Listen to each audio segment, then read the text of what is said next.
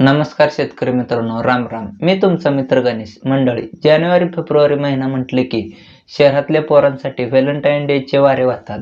पण आपल्या शेतकऱ्यांसाठी हा महिना प्रेमाचा नाही तर घामाचा आणि दामाचा म्हणजेच पैशाचा असतो. कारण या काळात जो शेतकरी राबतो तोच उन्हाळ्याच्या सुट्ट्यात नोटा मोजतो. जानेवारी आणि फेब्रुवारी हे 2 महिने महाराष्ट्रातील शेतकऱ्यांसाठी एका संधीसारखे असतात. थंडी ओसरून उन्हाळ्याची चाहूल लागत असते.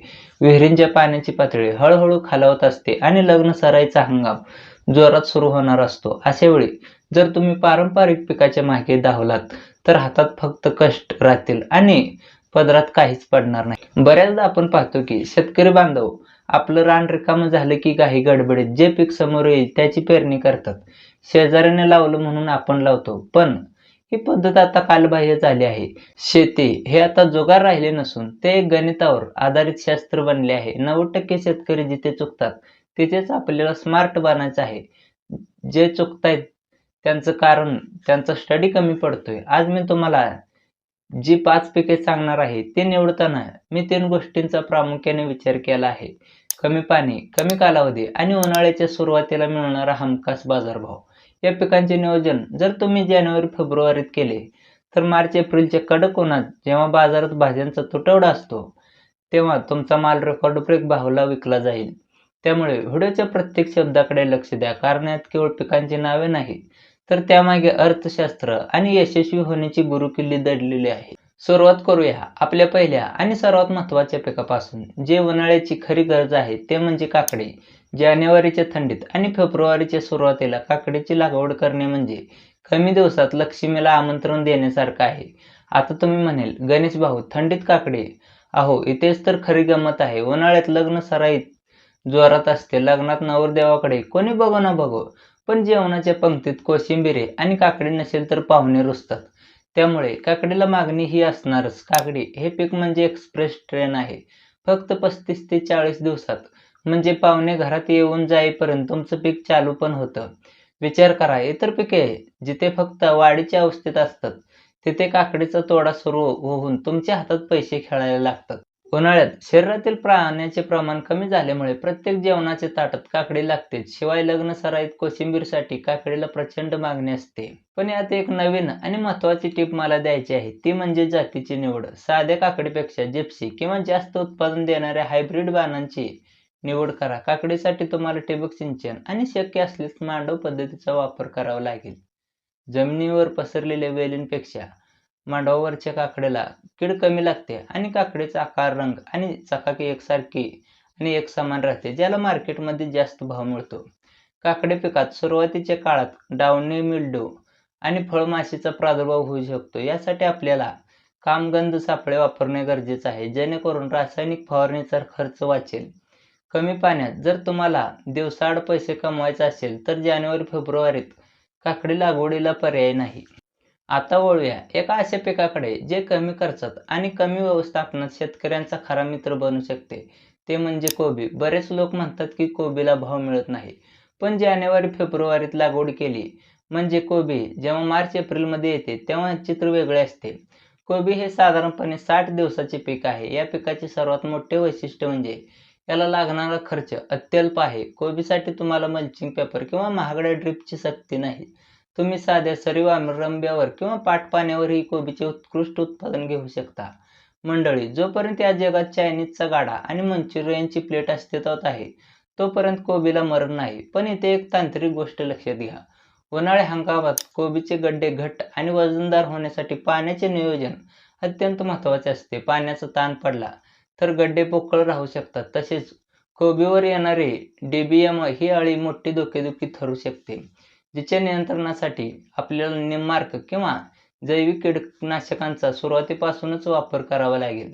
जर तुम्ही योग्य वेळी म्हणजे जेव्हा मार्केटमध्ये आवक कमी असेल तेव्हा कोबी हार्वेस्ट केली तर लो बजेट पीक तुम्हाला हाय प्रॉफिट देऊन जाते.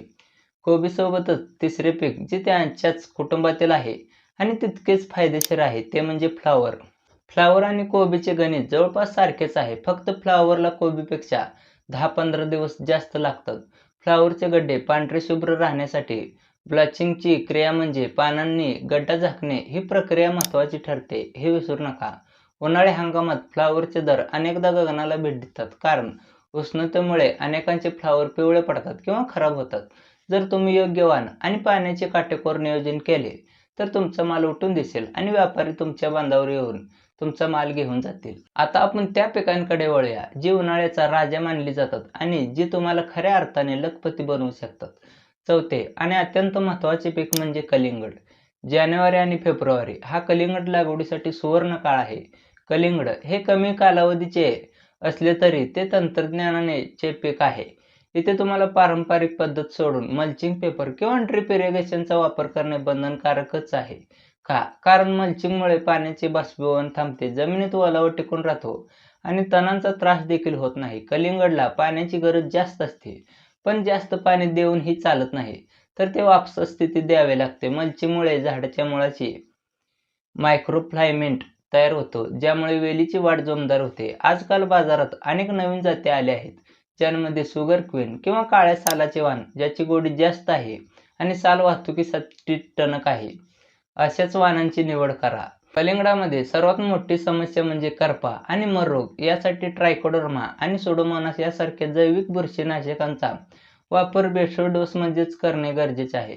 जर तुम्ही 60 ते 70 दिवसात यावर तयार होणारे हे पीक जानेवारीत लावले, तर मार्चच्या उन्हाळ्यात जेव्हा लोकांच्या घशाला कोरड पडते, तेव्हा तुमचे रसाळ कलिंगड बाजारात दाखल होईल.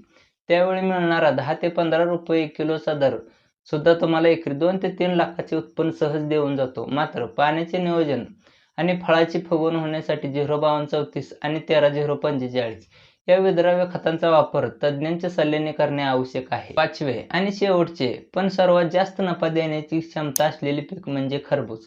मित्रांनो, खरबूज हे पीक जरा नाजूक आहे, पण जो रिस्क घेतो तोच फिक्स कमवतो. हे पीक जानेवारी फेब्रुवारीत लावले तर एप्रिलपर्यंत हातात येते. खरबूज हे चवीला गोड आणि सुगंधित असल्यामुळे याला प्रीमियम मार्केट मिळते. पण इथे एक धोक्याची सूचना मला द्यावीशी वाटते. खरबुजावर व्हायरसचा प्रादुर्भाव खूप लवकर होतो. रस शोषक किडी जसे की मावा, तुडतुडे आणि पांढरी माशी या रोगाचा प्रसार करतात. त्यामुळे खरबूज लागवड करताना मल्चिंग पेपर तर वापराच, पण सोबतच क्रॉप कव्हर किंवा लिटेनेल तंत्रज्ञानाचा वापर केला तर सुरुवातीच्या 30 दिवसात पिकाचे विषाणूंपासून संरक्षण होते. खरबूज पिकाला कोबी किंवा काकडीपेक्षा जास्त खर्च येतो, हे सत्य आहे. बियाणे महाग आहेत, खतांचा डोस जास्त लागतो आणि फवारणीचे वेळापत्रक पाळावे लागते. पण जर तुमचे फळ चांगले निघाले, त्यावरची जाळी व्यवस्थित उमटली आणि गोडी उतरली, तर व्यापाऱ्यांमध्ये तुमच्या मालासाठी चढाओढ लागते. खरबुजाचे एकरी उत्पादन टनेजमध्ये जरी कलिंगडापेक्षा कमी असले, तरी मिळणारा दर हा दुप्पट असू शकतो. त्यामुळे ज्या शेतकऱ्यांकडे भांडवल आणि लक्ष देण्याची तयारी आहे, त्याने खरबूज नक्की लावावे. सरतेशेवटी मला एवढंच सांगायचं आहे की ही पाचही पिके काकडी, कोबी, फ्लावर, कलिंगड आणि खरबूज उन्हाळ्याच्या सुरुवातीला जॅकपॉट देणारी पिके आहेत. पण केवळ पीक लावून चालणार नाही, तर त्याला आधुनिक तंत्रज्ञानाची जोड द्यावी लागेल. जमिनीत सेंद्रिय कर्ब वाढवणे, पाण्याची पीएच मोजणे आणि गरजेनुसार खत देणे या गोष्टी आता कराव्या लागतील. तुम्हाला जर कमी खर्चात रेकॉर्ड उत्पादन घ्यायचे असेल, तर तुमच्या हातात योग्य माहिती असणे गरजेचे आहे. त्यासाठी तुम्ही आपले व्हिडिओज पाहत जा आणि त्याचा अभ्यास देखील करत जा. तसेच असेच नवनवीन आणि खात्रीशीर माहितीसाठी आपल्या कृषीवेध गणेशला फॉलो करायला विसरू नका. तर शेतकरी मित्रांनो, निसर्ग आपल्या हातात नाही, पण नियोजन आपल्या हातात आहे. जानेवारी फेब्रुवारीत ही लागवड तुमची आर्थिक परिस्थिती बदलू शकते. फक्त गरज आहे ती जिद्दीने आणि अभ्यासू वृत्तीने कष्ट करण्याची. तुम्हाला काही अडचण आली तर तुमचा हा गणेश भाऊ आहेच.